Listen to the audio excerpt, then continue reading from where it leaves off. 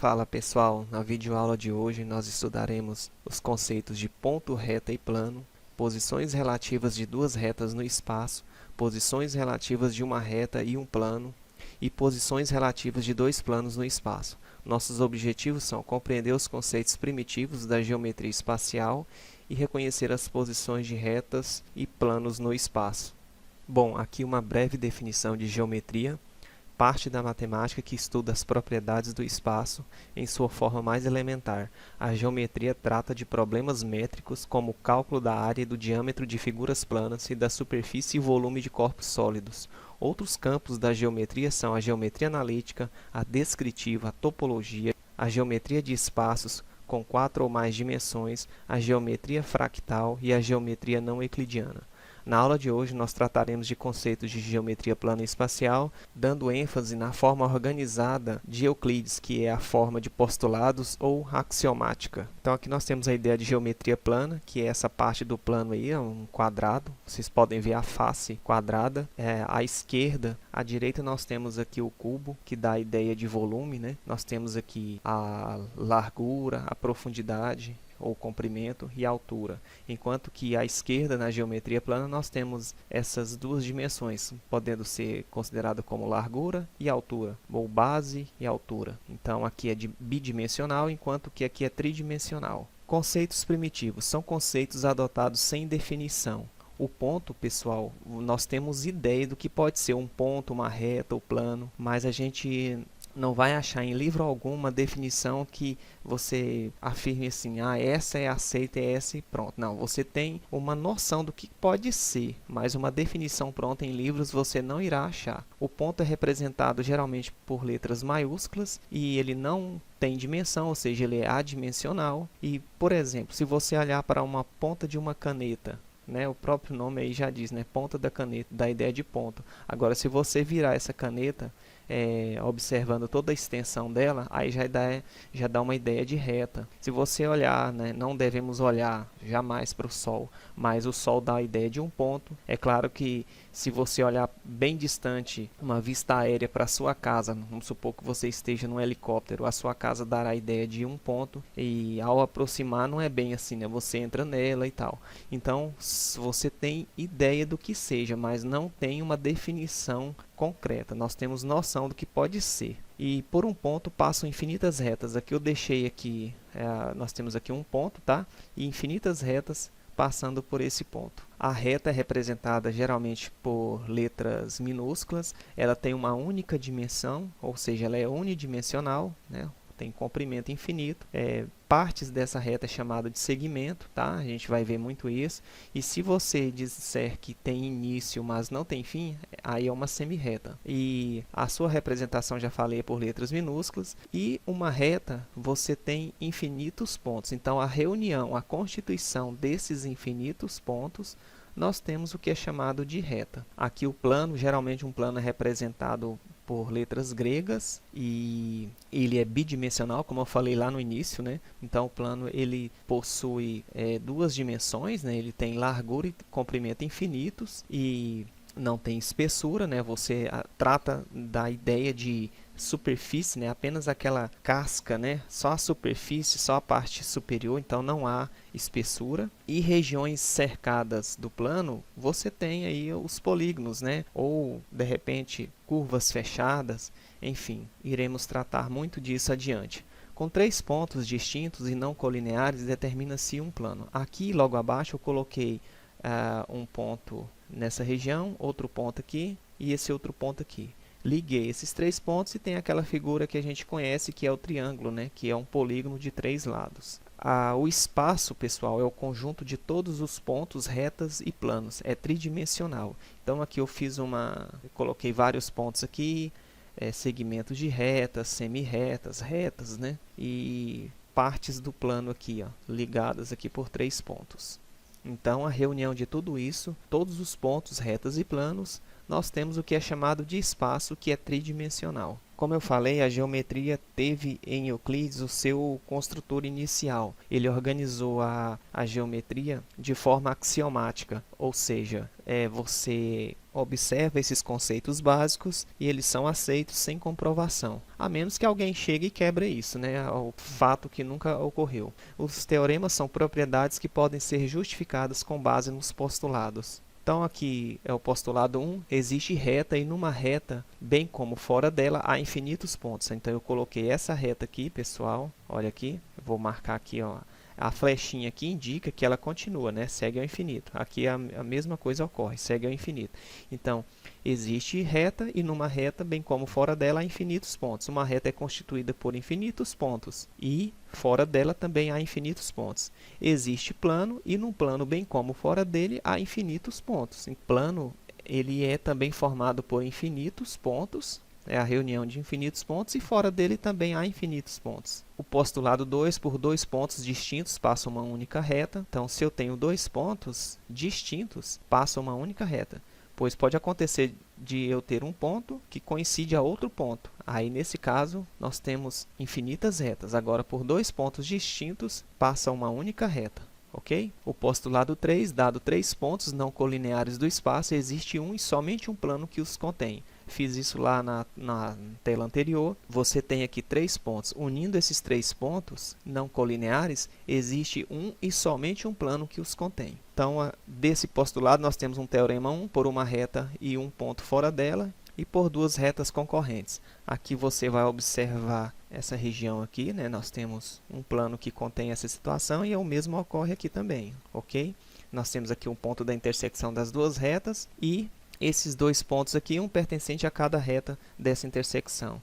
Aqui nós temos dois pontos a uma única reta e um ponto fora dela, definindo também um plano. O teorema 3, por duas retas paralelas distintas. Então, nós temos duas retas paralelas e distintas, elas não coincidem, ou seja, não é uma sobre a outra. Então, por uma delas, dois pontos aí representados, né? Lembrando que numa reta há infinitos pontos, mas aqui eu representei dois numa reta e um ponto na outra reta. Então, se a gente unir esses pontos, nós temos um plano definido. Postulado 4. Se uma reta possui dois de seus pontos em um plano, então ela está contida no plano. Veja bem, eu tenho aqui, lendo lá novamente, se uma reta possui dois de seus pontos em um plano, então ela está contida no plano. Então veja bem, eu tenho o plano e aqui eu marquei os dois pontos. Se esses dois pontos pertencem a esse plano, a reta também pertence a esse plano, está contida nele. Por dois pontos distintos, passa uma única reta. Lá no postulado 2, eu falei sobre isso. Dois pontos não coincidentes. Postulado 5, se dois planos possuem um ponto em comum, então eles possuem pelo menos mais de um ponto em comum, ou seja, uma reta em comum. Então aqui eu tenho esse plano aqui na cor preta, tá aí, e esse plano aí na cor representada na cor vermelha, que se encontram aqui. Então nessa intersecção, se eu tenho um ponto em comum, eu tenho uma reta em comum.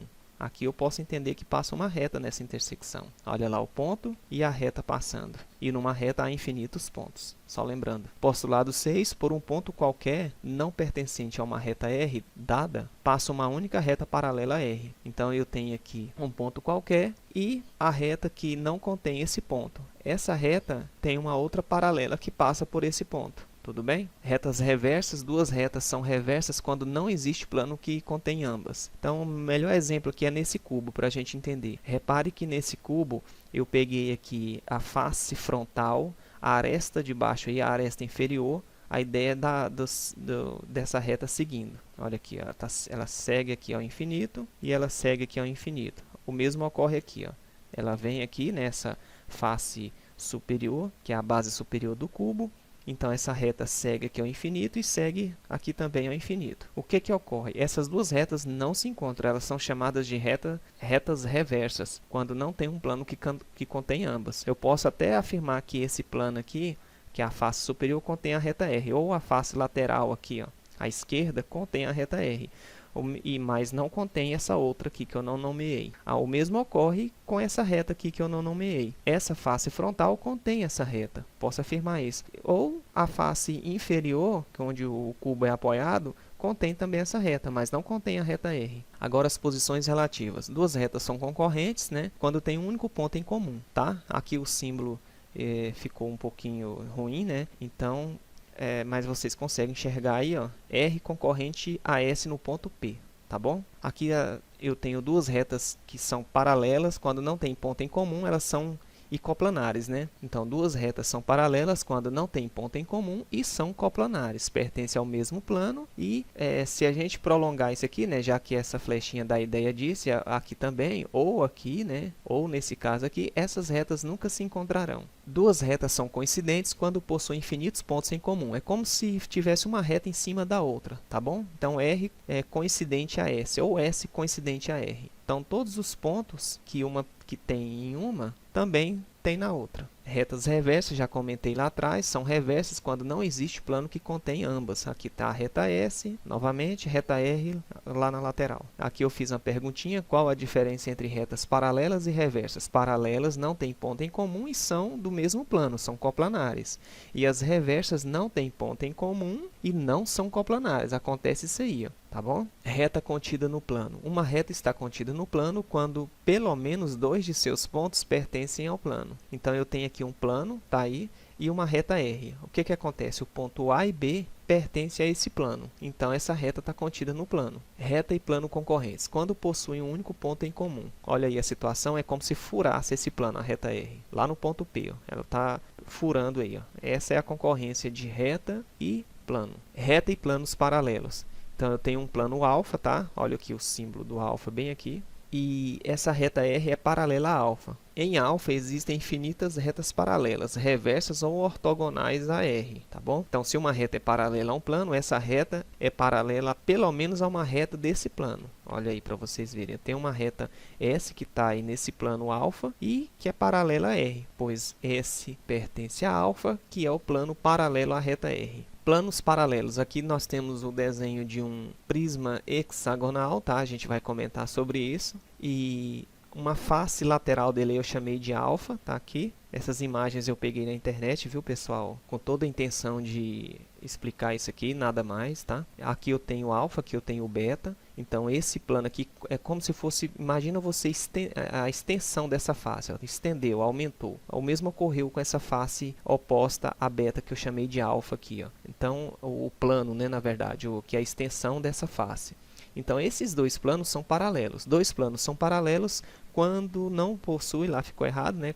Quando não possuem ponto em comum. No entanto, uma condição necessária para que dois planos sejam paralelos é que um deles contenha duas retas concorrentes paralelas ao outro plano. Tá? Fiz o desenho aqui, ó. Então, imagina aqui, ó, um plano alfa aqui, né? Deitei esse plano, aqui o outro aqui, para a gente ilustrar bem, entender aqui, ó.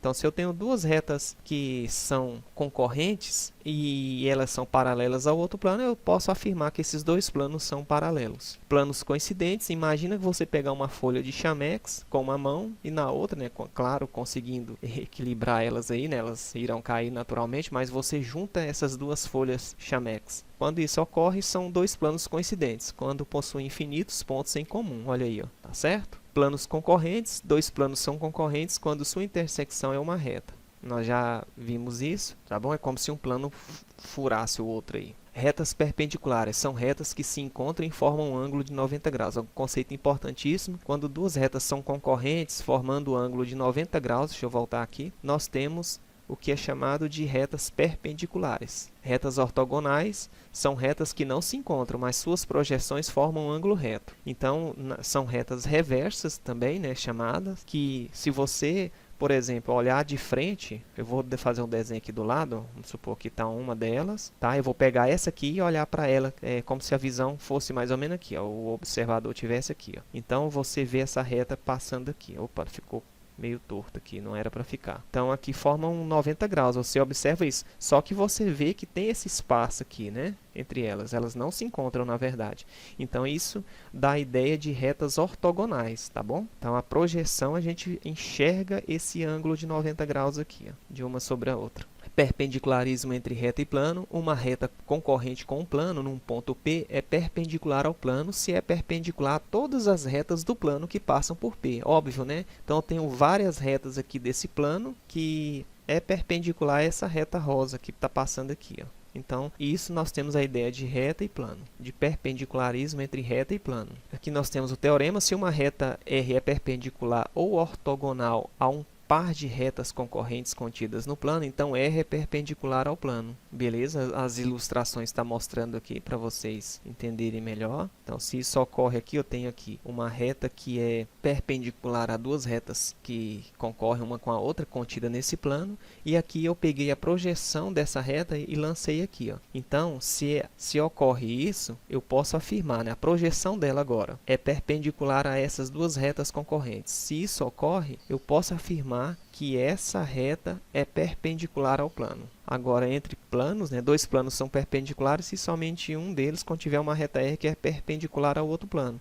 Então, aqui nós temos essa reta rosinha, na cor rosa aqui, que é perpendicular ao plano na cor preta. Então, se isso ocorre e essa reta pertence a esse plano na cor vermelha, então eu posso afirmar que esses planos são perpendiculares. Agora, a projeção, imagina uma lâmpada aqui ligada por cima, tá? Vamos supor, tem uma lâmpada aqui, ou um sol aqui de meio-dia, e a sombra desse ponto P cai aqui nesse plano, tá? Eu chamei de P', os pontos são representados por letras maiúsculas, vamos lembrar disso. Aqui a projeção ortogonal de uma reta, aliás, aqui é um segmento, né, que vai de A até B, tá bom? Olha aí, está bem inclinado, que vai de A até B. Aí imagina uma lâmpada aqui bem forte, ou um sol, né, como eu falei. A sombra nesse plano ocorre isso aqui, ó. A projeção desse segmento AB nesse plano fica definido dessa forma. Valeu, pessoal? Então, são vários conceitos aí. Na próxima tela eu vou mostrar para vocês aí umas atividades referente ao que a gente viu nesse slide. Peço a vocês,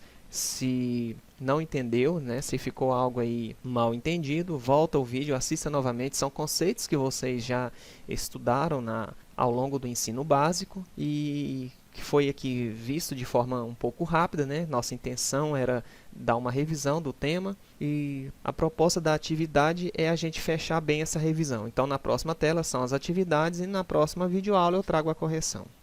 Olha aí, pessoal, essas são as atividades que fecham aí a nossa revisão, tá? Atividade 1, 2, 3, 4, 5 e 6. 6 atividades envolvendo esses conceitos estudados na nossa videoaula e na próxima aula eu trago a correção. Valeu!